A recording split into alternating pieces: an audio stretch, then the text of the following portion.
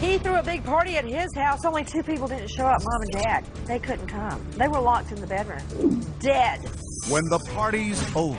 His mom took his phone away, and he said he was going to kill her. And he did. They threw a blowout party with his parents still in the house. My eyes popped up. This is real. Now his friend takes you inside the crime. He showed me blood splatter on the baseboard. I told him that I was getting the hell out of there. A tug of war over who's in charge. And his parents plan to stop him until he stopped them first. Killer party. Plus, I don't care if you're in the Wild West. I don't care if you're in the hood. There was no honor in shooting somebody in the back. a parent's nightmare.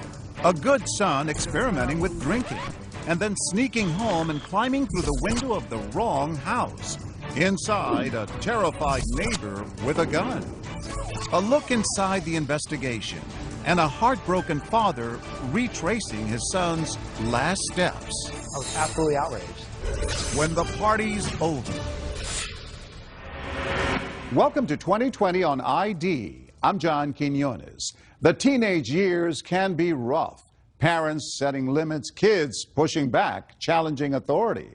It often becomes a tug of war over who's in charge. But as you're about to see, when the stakes are raised and teenage defiance is mixed with a toxic cocktail of drugs and alcohol, the consequences can be deadly. First, a battle of wills that turn to rage. And as Ryan Smith first reported in 2014, 2 murders that would shock a sleepy community. Nestled on Florida's Treasure Coast, 40 miles north of West Palm Beach, sits Port St. Lucie, a city once designed for retirees, now teeming with working families. It's a maze of streets that all kind of wind together. There's the sense on these empty streets that something's amiss. Even the street signs aren't quite right. They didn't have time to spell all the street names correctly. Growing up here is a modest sort of happiness for any kid. But as novelist Nathaniel Rich learned, that gets old. Every teenager complained about how boring it was in Port St. Lucie. The only thing to do is drink and get high, have parties. And it's a party that happened here that no one will ever forget. Now you're looking live at the Port St. Lucie home where police say a 17-year-old boy killed his parents, a drug-addicted teenager who just wanted to party. He threw a big party at his house. Only 2 people didn't show up, Mom and Dad. They couldn't come. They were locked in the bedroom. Dead. The million-dollar question is why? Tyler, they say you murdered your parents. A 17-year-old killing his parents. An event that left a confused community looking to its teenagers for answers about high school senior Tyler Hadley. His parents were getting tired of him going out late and getting drunk. They got more strict. His mom took his phone away. And he said he hated him. Something like teenagers say. It's definitely something that really upset him. Everybody has like sick jokes, or you just thought it was like a sick joke. But what turns a teenager's sick joke into a sickening reality? We go inside the investigation into what made a Boy Scout turn into a teenager who did the unthinkable. Mike Mandel has known Tyler since they were both 8 years old. He lived just a block away. So you know his parents? Absolutely. What were they like? They seemed like great parents to me. You know, every time I come over, if his mom was making something to eat, she'd say, "Hey, Mike, you want some of this? You know, how's it going? How's your family going?" And how did Tyler feel about his parents? He loved them. This is Blake and Mary Jo, forever in our hearts. Blake and Mary Jo Hadley thought sunny Port St. Lucie was the perfect place to raise their 2 boys. Mary Jo, she was a school teacher, you know, a great school teacher. And she loved kids so much, she dedicated her life to her two boys she had. His family says Blake loved his job at a local power plant, but his passion was his sons, the baby, Tyler, and Ryan, 6 years older. What was Blake like with the boys? He had a ball with them. He loved them. And in the beginning, Tyler seemed to be a happy little boy, celebrating birthdays and holidays with his family. He was constantly hugging his mom. I mean, constantly. He was an affectionate kid. I just remember him always being a funny kid. He had a really quick sense of humor. Yeah. And you never know what would come out of his mouth. Yeah. In a good way? Sometimes. It was a quality that drew Mike to Tyler. Just walking around trying to find a friend and stumbled upon Tyler, and he slowly became my best friend. Over time, Tyler began opening up, sharing with Mike his secrets and his insecurities. He a lot of times bashed himself and Said he wasn't good enough. He just always thought someone was better than him. But what started as a kid's self-doubt turned into a teenager's anger. He started skipping school, hanging out with the wrong crowd, getting on drugs. You know, that's just things he was starting to do, was get in trouble. He was starting to steal. And they said, just hide your purse. They thought it was one of those teenage things. There were some neighbors who thought he was trouble. He once lit the forest preserve near his house on fire. And, you know, he siphoned gasoline from the nearest gas station once. Tyler's parents started cracking down. How did they discipline him? They really did everything possible as far as taking away the cell phone, bits and pieces of freedom that children really, cherish at that age. They didn't just abandon him and just let him run in the streets like he wanted to. They tried to rein him in. But Tyler pushed back, continuing to defy his parents. He didn't like following any rules. He liked going out, doing drugs. And then his parents caught on. He was already comfortable living that way, and he didn't want anyone to change it. Nancy Grace has followed this case. They were beginning to discipline him more and more. And by that, I don't mean take him out to the woodshed and give him a spanking. They would take away privileges. Well, Hadley would have none of that. His frustration and anger mounted. By the time Tyler was 17, his parents were at their wits' end. They put him into an outpatient substance abuse program, but nothing changed.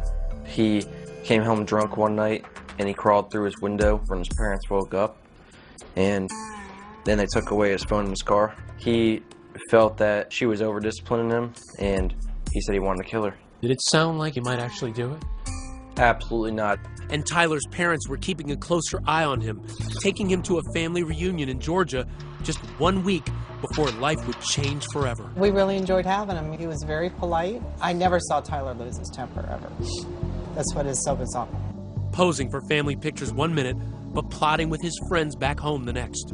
Well, he was texting his friends and telling them we're going to have a party when I get home. So he was planning it while he was up there. And 3 days later, this ominous Facebook post. Party at my crib tonight. Maybe. Tyler said he's going to have a party tonight. My parents are going to Orlando. A friend Facebooked him, what about your parents? Are they going to come home in the middle of the party? And Hadley writes back, they won't. Trust me. A party at Tyler's house seemed odd with his parents now tightening the reins, but it was something else he said that really got Mike's attention. He tells you something about what he did the night before. Yeah, he said he was contemplating murdering them that night while they were sleeping in their bed. He said he couldn't do it. He didn't have it in him. And what did you think when he told you that? I got a weird feeling in my stomach, but it's Tyler. There's no way he would do this. Then, a few hours later, a second Facebook post. Party at my house. Hit me up. This time, there was no maybe. Tyler Hadley's house party was set. He had been bragging about it for days. He was going to have the party come hell or high water. And nothing and nobody was going to get in his way. One of my friends had gone on Facebook and seen the post about the party. Everyone knew his parents were strict. And it really wasn't until the day of the party that people started to take him seriously. There was so little to do in Port St. Lucie that night that any teenager who heard about the party was going to check it out.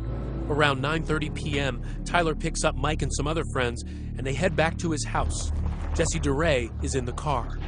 When we were pulling up to Tyler's house, he said something real crazy is going to come out in the next week. I said, what do you mean? And he said, you'll find out. Did you see any other family vehicles there?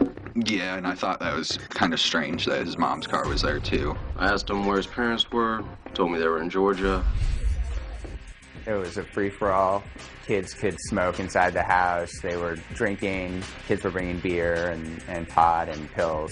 What's it like inside? Young people drinking and sitting around talking. But the weird thing was most people in there, Tyler didn't even know. I didn't know them. They were strangers. You think he wanted to be known as having this huge party? Maybe. That's the only thing that makes sense. As the rowdy party rages on, a neighbor across the street makes a noise complaint. I woke up to, squealing tires and kids hanging out of the car, yelling. So I did call 911. Officers respond, but with no immediate cause for alarm, they leave the teens with a warning. When we come back, kids at the party are noticing there's something strange about this place, but only best friend Mike Mandel will discover how strange behind this door. My eyes popped up. This is real. He's claiming that he killed his parents. Stay with us.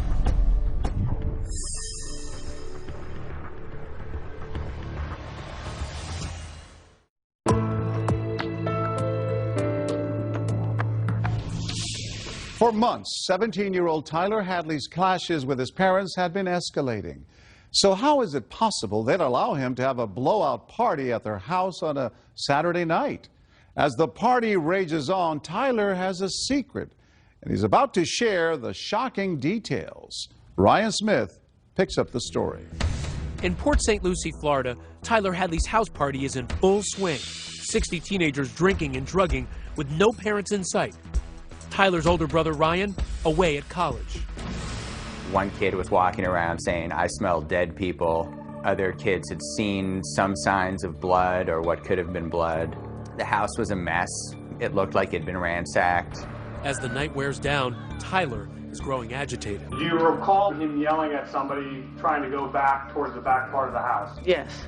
I heard him just saying, "Get out of the hallway. I don't want anyone in the hallway." How does he seem? He seems eager to tell me something, and he wants to take me down the street and talk. All right, so you guys walk out the house. Tell me what happens now. He says, "Mike, I killed my parents." And I said, "No, you didn't, Tyler. Shut up." And he said, "Mike, look at the driveway. All the cars are there. My parents are dead. I killed them." And then, with partying teens still inside the house, Tyler tells Mike to look for the telltale sign. Blood by a computer desk where Mary Jo had been working, and by the master bedroom door. But still, Mike doesn't believe it. I actually thought he went that far out to play a prank on me that he actually put fake blood on the ground. Really? You think he's playing a prank at this point? Anything but what it is. The idea that teenagers are playing beer pong right here, while just steps away behind this door, his best friend's parents lay lifeless, is too much for Mike to fathom. I took Tyler into the garage and I said, "I want to see them dead. If you really did it, I don't believe you." Tyler says he'll prove it after everyone leaves, but Mike doesn't wait. I walk around back and I go check for myself. I come up to the door, the party's going on over here, and I turn the doorknob, push it, and it opened. I looked down and I seen his father's leg against the door. What was going through your mind when you saw his leg? My eyes popped up, and I said, "He's telling the truth. He did it. This is real." I'm in shock. I feel like there's no way that I'm seeing this. Wake up. Then Mike Mandel does something as shocking as the party. He doesn't leave. Now, you'd think Mandel would rush to call his parents or take his cell phone surreptitiously and call 911. No. Mandel continued to party hardy for several hours. Why do you stay? It's a hard feeling to explain. You know, I knew this guy for so long. Something wants you to stay here right now. You need to talk to Tyler and figure out as much stuff as you can. How long do you stay? A couple hours. How do you do that? Isn't it eating you up inside? It is eating me up inside. Even though you know he just killed 2 people, you don't see him as a killer. You still see him as a friend at that point? Yes. Why not try to get Tyler out of the house immediately or call the cops? Because he could be a danger to everybody in that house, including you. I was still in shock. Then, in a bizarre moment between best friends, they take this selfie. And I have to show you something here. Why did you take this picture? Because I knew it was going to be the last time I ever seen him. So this was to remember him? Yeah. A lot of people look at this picture and they say, Mike's callous. He doesn't care. What do you say to those people? Look at the picture. Am I smiling? Is Tyler smiling? He looks very worried to me. And he looks very scared. And how do you look in this picture? I look like that this is the worst day of my life. I knew I was going to call the cops on him when I took that picture. In shock and unable to keep it to himself, Mike tells another friend. And he showed me blood splatter on the baseboard. Baseboard? Near his parents' bedroom. What did you do? I basically told him that I was getting the hell out of there. I was like, "I'm leaving. You can come with me." Mike is still reluctant to leave his best friend, but when he finally does, Tyler is quick to notice. Tyler calls me on my cell phone and he said, "Mike, where'd you go?" you know? Party's still happening. And I said, Tyler, I'm tired. It's 4 in the morning. I'm going to sleep. And he said, okay, man, well, I'm having a party tomorrow. Are you going to come? And I said, yeah, I'll be there. This is a party Tyler never wants to end. And at 4:40 a.m., he posts on Facebook, "Party at my house. Again, hit me up." But Mike Mandel won't be there. And immediately after I hang up the phone, I call Crime Stoppers. He got a call from our call center, and he's claiming he killed his parents. I'm sorry, he did what to his parents? He's claiming that he killed his parents. What were you thinking as you're making that call? You know that what you're telling Crime Stoppers could send him to jail for the rest of his life. It wasn't a good feeling, but, you know, even though I was in shock and I didn't believe it, you know, I still knew that I had to do the right thing. And if I didn't call, I would live with that for the rest of my life. And the friend Mike told calls police too. He did something to his parents. Did he hurt them? Are they still alive? My understanding of it was that he killed them. Like, the bodies are supposed to be at his house. I don't think it's a joke. The kids I spoke to who were at the party were shocked that they had been at a murder scene, but they also thought it was pretty cool that they'd been at this famous party. There had been a homicide. A 17-year-old young man had killed his parents with a hammer. What was your first thought? First thought is, no, 17-year-olds don't kill their parents with hammers. When Detective Kristen Meyer arrives on the scene in the wee hours of the morning, remnants of the party are still apparent. We find beer bottles everywhere. They're all over the front yard. You come up, here's the door. The officers knock on the door. Knock on the door. Lights go out. So one officer gets cover and starts calling for backup. And this officer here, the door opens.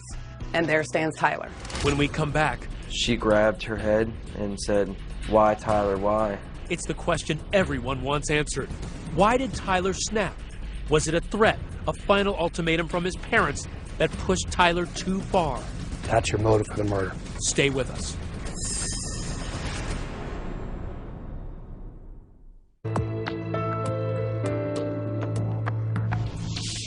Tyler Hadley has delivered exactly what he promised, the teenage party to end all parties, free-flowing drugs and alcohol with no parents in sight. But when morning breaks and the partiers have all gone home, Tyler is left with the chaos of empty beer bottles and the knowledge of something far worse hidden in the home he shared with his parents. Once again, Ryan Smith. At dawn, when police arrive at Tyler Hadley's house, the party is over. Officers see Tyler alone inside, pacing back and forth. And they creep up to this window because they can peek in. What kind of state was he in at that point? They talked about the look on his face. One officer describes it as deranged. Officers ask where his parents are. He said they're out of town, they're in West Palm Beach. He's placed in handcuffs, and the officers go in and search. Inside the master bedroom, they find what looks more like a garbage pit than a place where Tyler's parents slept just 24 hours before. The room is packed with items from all over the house: furniture, magazines, pictures, food. Mom's Good Housekeeping magazine, homework from her students, a family calendar. Underneath, investigators find the bodies of Blake and Mary Jo Hadley. It's the darkest turn possible for a Saturday that began with ordinary errands for the Hadleys. A trip to the local farmer's market, a visit to a dress shop. They were back home early afternoon. His father taking a nap, his mother at the computer.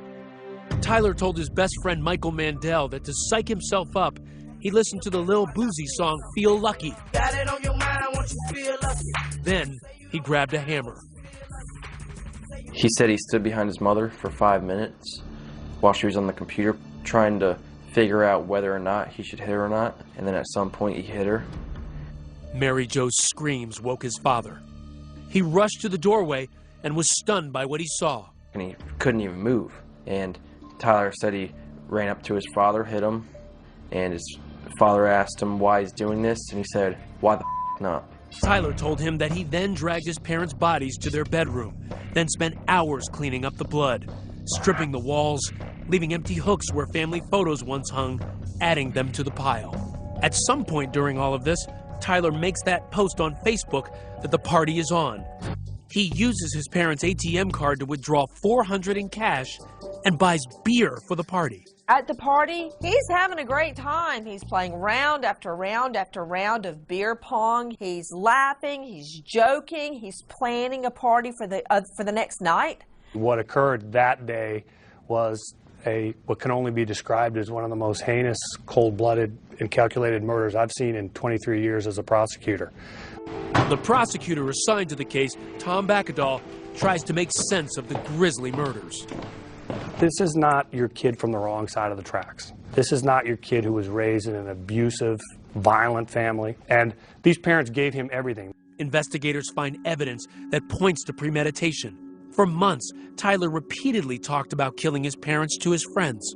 His mom took his phone away, and he said he was going to kill her. He said something about, oh, I'm going to kill my parents. I just specifically remember him saying, I'm going to kill my parents. He just said it with a smile, so that's why no one took it too serious. But no one knew just how calculating their friend was. He hid his parents' cell phones before killing them, and with no landline, he knew they couldn't call for help. Less than a month before he was to face trial, Tyler pleaded no contest, leaving a controversial question: his punishment.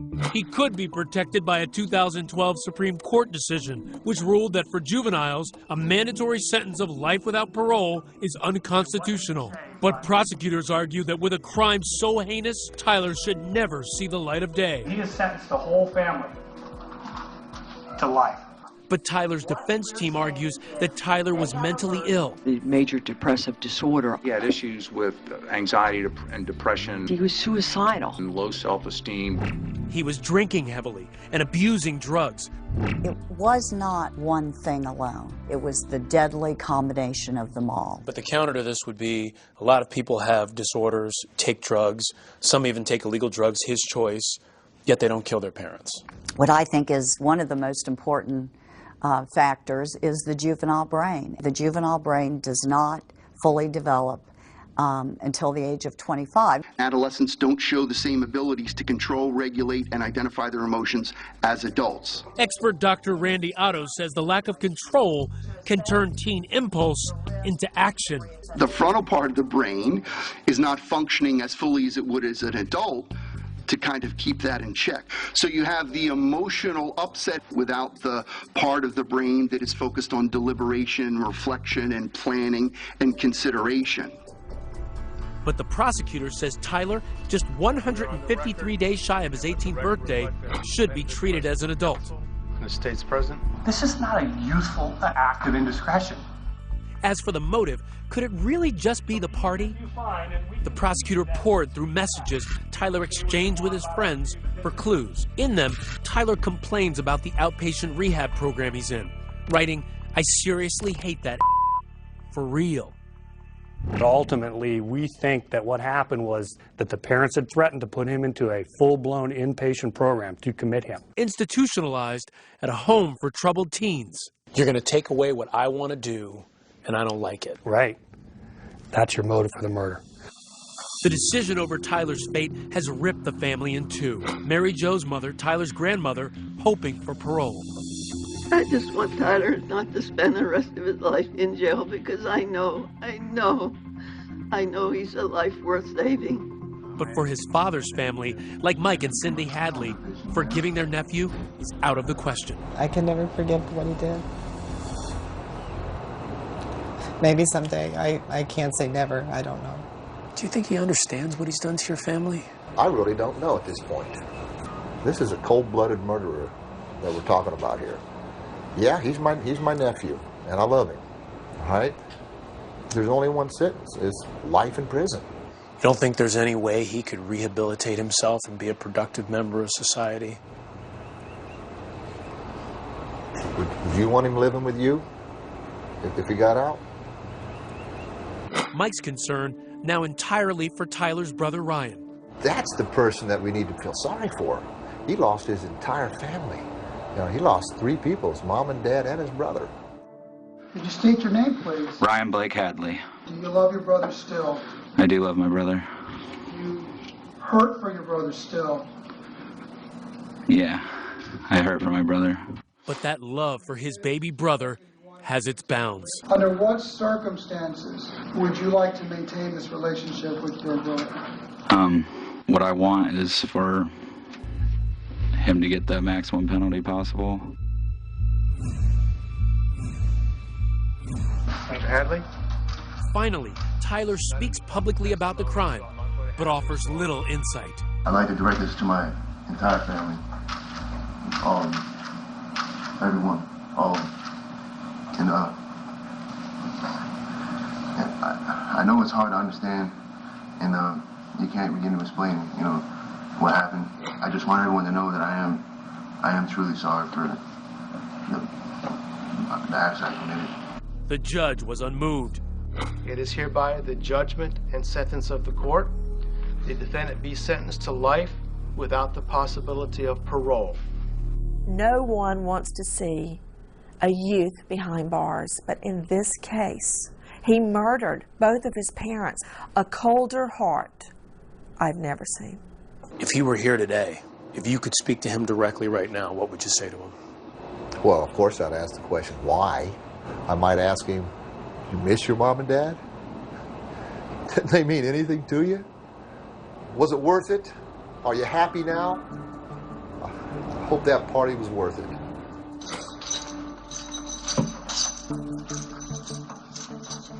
As of 2015, Tyler Hadley is appealing his sentence. Coming up, a good kid grounded and sneaking out to party. But when he comes home drunk, the consequences are deadly. The alarm went off, and then I saw the light come on. Caleb then turned around and simply said, "You just shot me." When we come back.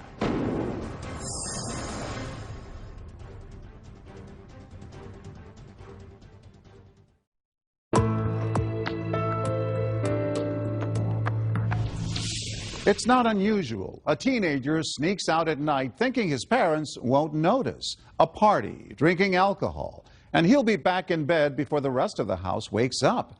But in the story you're about to see, that teenager never made it home.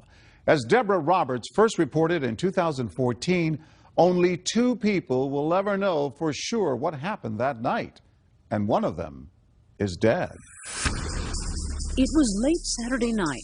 16-year-old Caleb Gordley had a secret plan to sneak out of his house to go to a party with some friends. A popular 3-sport athlete at Parkview High School in Virginia, Caleb was also an aspiring rapper, seeing himself as the next Jay-Z. The days go fast, but the time moves slow. It's like I'm stuck in sand, but I can't ever let go. Hey. He was a self-proclaimed rapper going by the name of Prince George. Yo, Caleb, Prince George. I like the core was his music, was his lyrics. I have 85 songs that I've collected. Good kid, Sean? Great kid. He was very respectful, very polite. Partier? No. Like, he did not drink, and that's what makes that night even more peculiar, even more odd. We're walking to school. And out of character for Caleb. He's not much of a drinker, but he just, I guess, wanted to try for that night. Yet the one time Caleb decided to let loose, he would wind up dead in a stranger's home. It all began with the typical teen punishment. He had been grounded because he went to the park on a Sunday afternoon after I told him to clean his room. I said, 1 week, you cannot go anywhere. You go to school, you go to practice, whatever, you're coming straight home. And he accepted. He doesn't talk back. He doesn't get up in my face. He said, all right, Dad. Yeah. By the end of the week, Caleb is itching to get out of the house. We really want to party, don't want to get nothing. Tweeting throughout the day, honestly, who's throwing a party tonight? I'm trying to have fun tonight, no lie. Caleb and sister Eden are living with their dad. Their parents, Sean and Janae, are divorced. Their firstborn was a natural ham. Caleb, here at 6, busting a move to NSYNC's Girlfriend. He just had that energy that really attracted a lot of people to him because he was so fun and good-hearted. He just loved laughing and joking. To give their kids a better life, the Gordleys left behind the tough, crime-ridden streets of Dayton, Ohio, for the tranquil suburbs of Sterling, Virginia, where Sean is a corporate IT manager.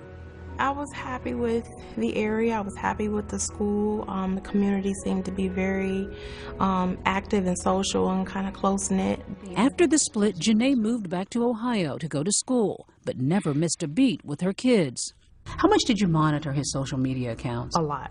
And that was the one time I didn't in that particular day. I would have saw the signs if I would have just looked that day. About the parties and... He was looking for someplace to go that night.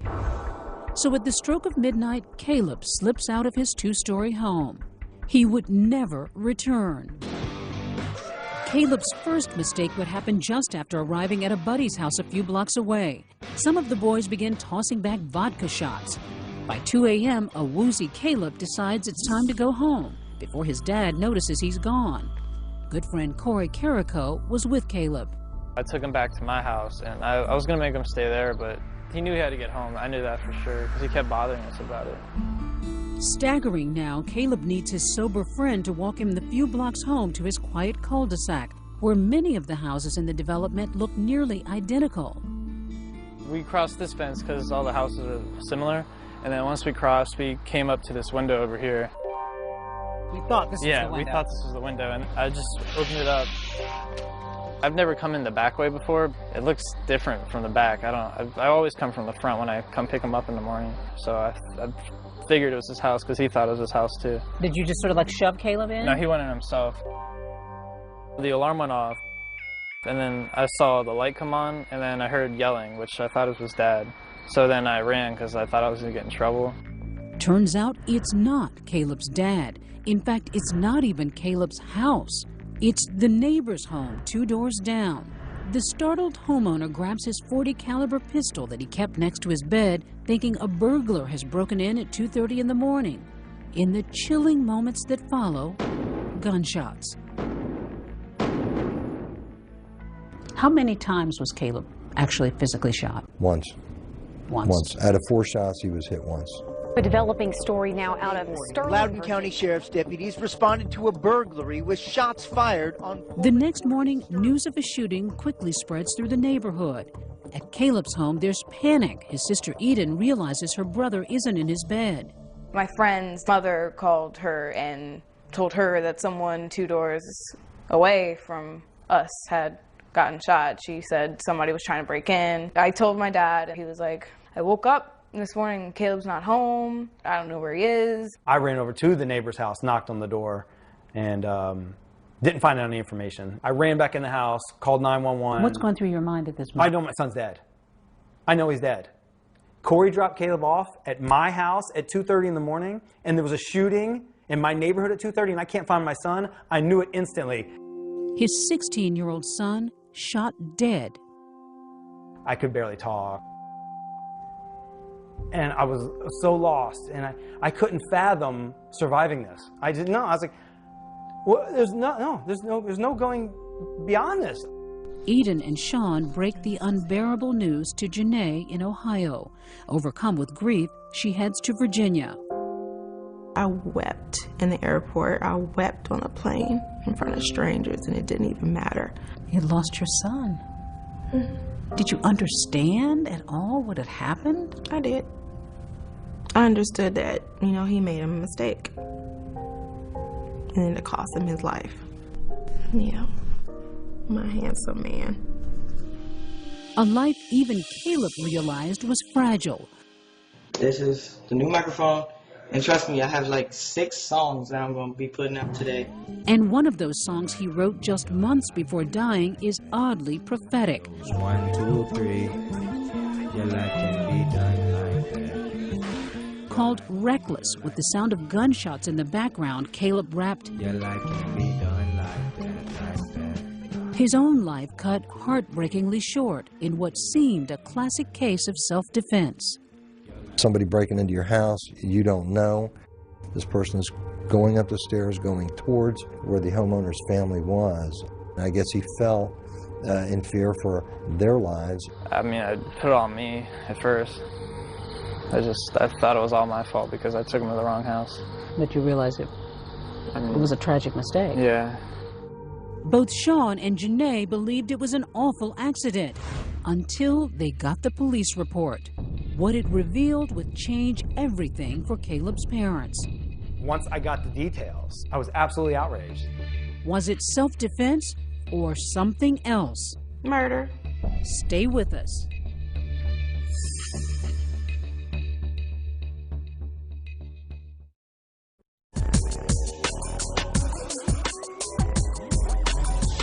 Yeah. After a night of drinking, 16-year-old Caleb Gordley mistakenly entered the wrong house and was shot dead by his neighbor just 2 doors down. In the immediate aftermath of the shooting, Caleb's father, Sean, was on a mission. And that was to let the world know my son made a mistake. He was not there to harm anybody. He was not there to rob anybody. That's all I cared about, letting everybody know he went to the wrong house. You said right after this happened that you felt forgiving towards your neighbor. Correct. Do you still? No, not 1% forgiving. I'll tell him right here and right now, I apologize for my son entering your house. I will take that. Beyond that, there was no forgiveness. Once I got the details, I was absolutely outraged. It was a horrible, horrible set of circumstances for the family, horrible set of circumstances for the shooter. But 5 months after their neighbor, seen here and identified by others in the neighborhood, shot and killed their teenage son, my son is gone. And nothing will bring him back. Sean and Janae are no longer conciliatory. It sounded like a mistaken identity. Someone thinks there's a burglar in their home and they're trying to defend themselves. At no point during the homeowner's count of the events did he ever describe Caleb in any way being aggressive, ill intent. He did not approach him. He did not come after him in a violent way. In fact, Corey Carrico says his friend Caleb was visibly impaired when he tried getting him home. Yeah, he was stumbling a lot. He fell down on the sidewalk a couple times. I mean, even though he had to be home, I probably should have just kept him at my house. Or waited a little bit longer. Sean is convinced that his son was confused, since his home has a nearly identical floor plan to the neighbor's. From the vantage point upstairs, Sean showed us what he thinks happened, according to the police report. He was crawling into his window. Correct. Where do you think the homeowner saw him first? According to the police report, the homeowner came down this hall, immediately saw Caleb in the kitchen area. He saw his face, he did not recognize him, and he yelled at him to get out of the house. He suspects his intoxicated son believed he was hearing his dad's angry voice. So Caleb would have continued on thinking he's going to his bedroom, you think?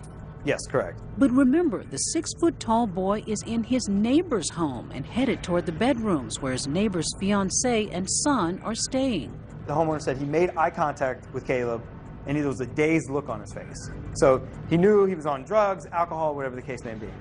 And as he came up the steps, he said he saw no weapon.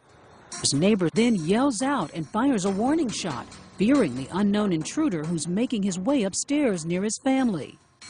Caleb then, according to a statement, turned around, didn't attack the person shooting at him, and simply said, according to the statement, "You just shot me." Then the end for Caleb, an ending Sean finds unconscionable. The autopsy report revealing the cold, hard fact that Caleb was shot in the back. The homeowner angled against the wall and fired through Caleb's chest, and then a fourth shot past Caleb's head that he aimed at his head, missed. Caleb then took 2 more steps and fell face down on the floor, right in front of what he thought was his own bedroom. I don't care if you're in the Wild West. I don't care if you're in the hood. There was no honor in shooting somebody in the back. So why would the homeowner fire multiple times when this person didn't appear to have a weapon? It's 2:30 in the morning. You have a person that actually comes in through a window. The alarm sounds off. I mean, he was 6 foot tall, unknowns to the homeowner, wearing dark clothing. The homeowner advised him to stop, and that he would shoot, and Caleb continued to come forward. He lined himself up at the perfect angle to shoot a hollow point bullet through my son's lung and explode his chest. And then a fourth shot at his head for good measure. That's what he did. Do you see it as murder or accidental shooting? Murder. Murder? Mm-hmm. He shot him in the back. If you're really in fear of danger, of your life and your family's life, why would you allow a person that you that appeared to be dazed to you walk right past you and then you shoot him in the back? If Caleb would have crossed that street right there and got hit by a car, I would have nobody to blame but Caleb. I have somebody else to blame for my son's death. I just do. This kid is a kid of color, a black kid. Did that have any impact on this case? I can't see that it would. The entire situation was just bad all the way around. Somebody coming into your house, not stopping when you're giving them commands to stop. Somebody continued to advance on you. Somebody going up the stairs where your family is. The homeowner has not spoken out publicly. Have you had any sense of how this has impacted him? In conversations with my detectives, I understand that he was devastated by what had happened. So much so that he had to take a couple weeks off. After a police investigation, no charges were filed against the neighbor, a volunteer firefighter who owns a consulting company. Through his attorney, he declined our request for an interview, saying, "The incident was an unfortunate tragedy on every level, but as we are not confident that participating in your program would contribute to the healing process, we are unwilling to so participate." 10 months after their son's death, Sean and Janae Gordley still can't understand how a teenage mistake can end so tragically. The man who took their son's life did reach out to the Gordleys through his attorney, saying he was sad about what happened, but Sean threw out the note, offended by its formal tone. Do I hate him? No. Do I want him put away? No, I don't think that's going to solve anything. Do you want to hear from him personally? I would love to. He's 2 doors down. 2 doors down. Do you still see this neighbor? I never saw him before. I haven't seen him since. What's the lesson in all of this, Janae? We need to get out of our own bubbles. We don't get outside and shake our neighbors' hands or invite them over to dinner or just get to know them better. 2 doors down. 2 doors down, and you didn't recognize that that was your neighbor. Some people would have packed up and moved right away, but yet you've somehow managed to stay here. The first few months, there was no way I was leaving. I keep the door closed because it smells like him in here still after all these months. I smell him right now. On his blanket, on his pillow. We haven't washed anything. We haven't vacuumed. I come in here, sometimes I'll take a nap on his bed. And he awakens to a wall of emotional memories scrawled by Caleb's classmates who were shattered by their friend's sudden death. I don't know anybody who didn't like him for any reason. You just put a smile on your face. Absolutely great kid. This was his 16th birthday, so this is his last birthday. His son would be 17 now, a high school senior making college plans with his friend Corey. He's such a great friend. It's a shame if you never knew him. He was such a funny person. I truly believe that my son was a gift. Yeah, we got 16 and a half awesome years. I will hold on to that.